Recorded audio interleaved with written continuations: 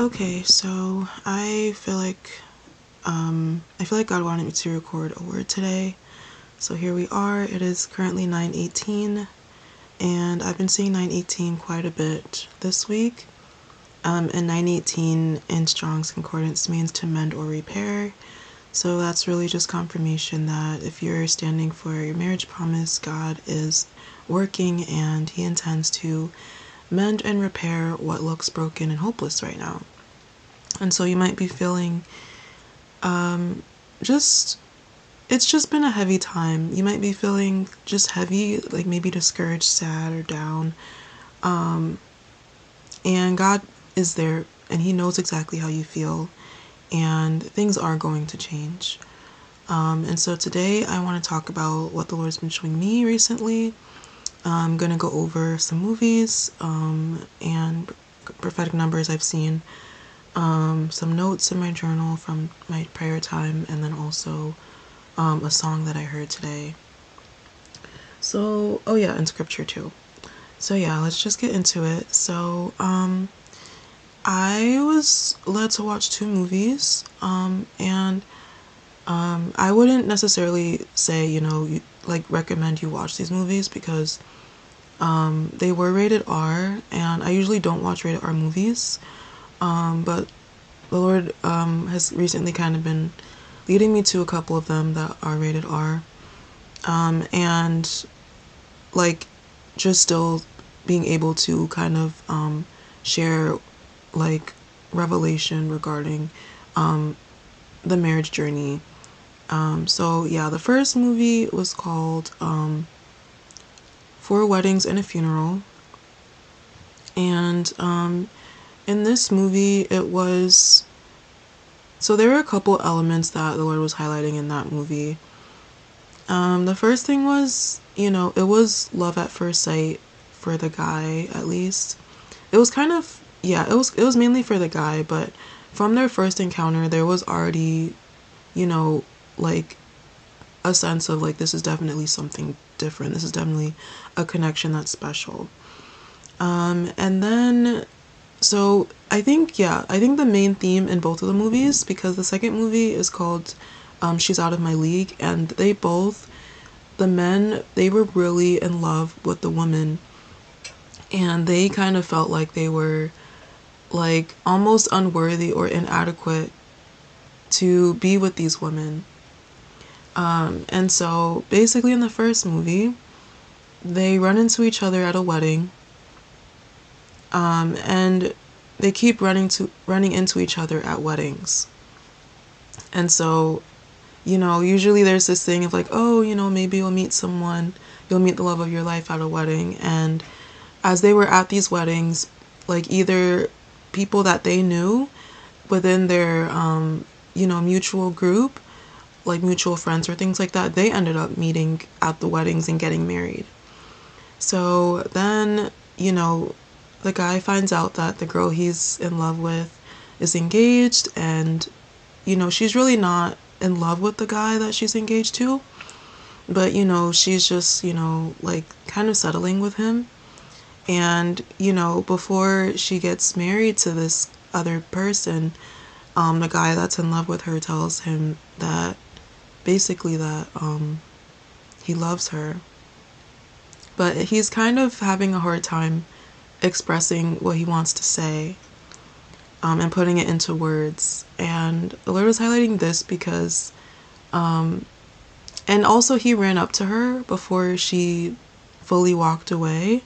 And that's another thing that the Lord was highlighting in the previous movies that I had talked about, where they decided to reach out right before the woman fully, walked away. And so, he expresses that to her. But he doesn't feel like he is ready or able to commit to marriage because he had a past of being with a lot of different women. And, some people he kind of had this reputation to him. And, even like the exes that he had, they would say stuff about him like, oh, you're not capable of, being in a serious, like, solid relationship and things like that. And, you know, he was just starting to feel kind of inadequate and unworthy. And so he was kind of like, is it worth it to really wait for the one you love? You know, because he's watching, you know, the girl that he loves get married to someone else. And, you know, his other friends in his circle, you know, they fall in love at these weddings and they're getting married.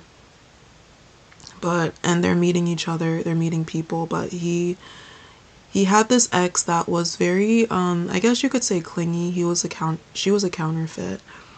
And even some of the friends didn't really care for her, but this woman really wanted him after seeing that, you know, he had kind of moved on from her.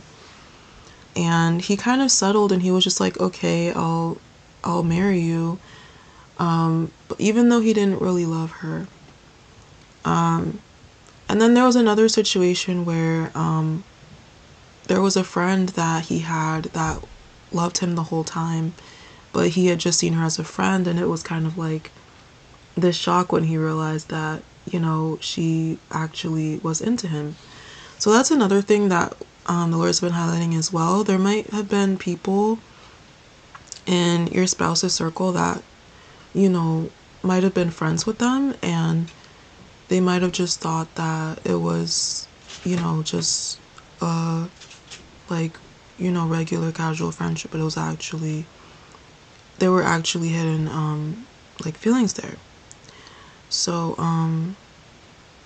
so then he's planning to go through with it, but he kind of gets like cold feet going into it, and people are doing whatever they can to like hold things up and like, you know, delay it as much as they can, because he's really just trying to like, you know, get himself together and process his thoughts and decide if this is something that he really wants to do. But he gets kind of flustered because he realizes that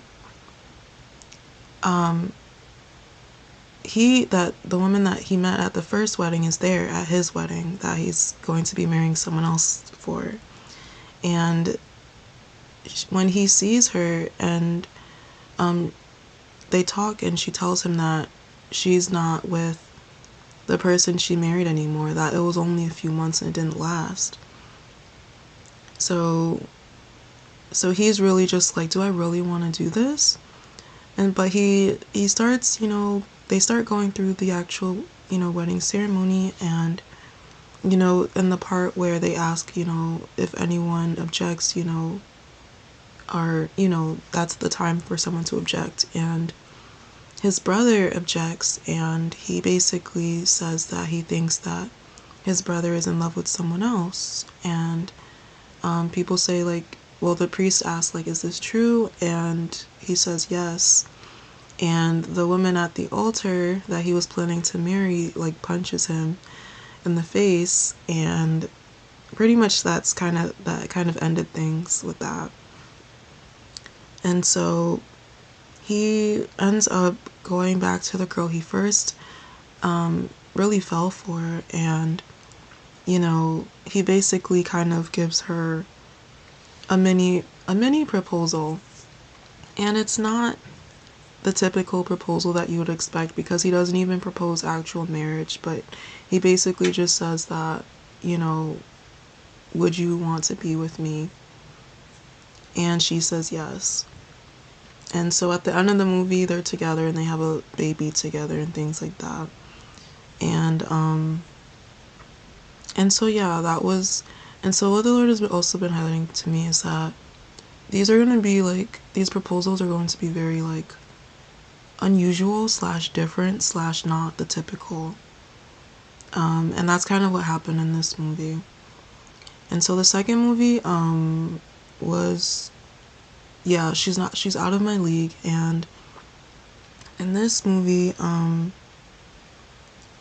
the guy, he's considered like average, and the girl that he meets is very like beautiful, and he feels kind of like he's not good enough for her, he doesn't deserve her, or like how is she actually into him. when her friend tells her that, yeah, she actually likes you, and he's like, what, this isn't possible. And his friends are even telling him, like, you know, they're kind of feeling doubtful too, and trying to like give him advice. And so that's why, like, it's important that, like, just praying for your spouse, because like the people in their life can give them words of advice that may not be helpful. Some of it might be helpful, but some of it might not be helpful. So just praying that your spouse can discern, what they hear, and what aligns with, God's will and God's desire for them. So so basically, like, the girl, she's confident, she's smart, and she likes that he doesn't try to impress her. He's down to earth and he makes her laugh. And those might be traits, like, even for yourself, that you might like about your spouse. But as I was praying, like, just about the movie after I saw it, like, basically the Lord is saying, like, your spouse sees you as a 10, and they might see themselves as like a 5, but they see you as a 10, like, not only like physically, but like spiritually, especially, and like just in every way. Like, they just see you as very beautiful and just a really amazing person, and like they almost feel like they're not worthy of you or not deserving of you, or how can you even be into them because of how amazing you are. Like, they would expect you to be with someone else that they would view as at your level, because they don't see themselves at that level. And I had looked up what it means to be out of someone's league. And I had written that down. Yeah, here it is. So it says, out of my league is a phrase that is used to describe someone who is perceived as being too attractive, successful, or otherwise desirable for the speaker to pursue or be with. The phrase suggests that the person in question is out of reach or unattainable for the speaker, either because of their own perceived lack of attractiveness or desirability, or because of the person's perceived superiority. And I thought it was interesting as well, because in this movie, the guy, his name is Kirk, and the name Kirk actually means church, and the girl's name is Molly, and the name Molly means beloved. And so this really reflects, like, the bride, the church representing the bride of Christ, and Molly being the name meaning beloved. Like, we are like Christ's, like, God's beloved. We are his beloved sons and daughters. And so these marriages are going to reflect the love that Christ has for the church, and it's just going to be this amazing symbol and reflection of the amazing and powerful love of God. And so, yeah, they're not going to rest until they make things right with you. And that's basically what happened in both of the movies. Like, before, like, even, like, leading up to, and going back to the first movie, leading up to the wedding, and even when it was time for the wedding, he had no peace at all. He didn't have peace until he, proposed to her, and they were able to, connect again, like, officially. And then with the second movie, he basically, like, the main part the Lord was highlighting to me in that movie was the end of the movie, because it was also the similar situation where, they had this falling out, and there was a separation. And during that separation, Kirk, the guy, he decided to settle for his ex. And his ex was not a good, like, person. And even his friends didn't like the ex, and they were telling, like, no, like, you shouldn't, settle for her. Well, at first they were like, they didn't really say anything about it because they honestly still were kind of doubtful that, things could work out with him and Molly. But then they realized, like, oh, it's actually not good for him to be with his ex. Like, he needs to not settle for his ex and go for the one that he truly loves, which was Molly.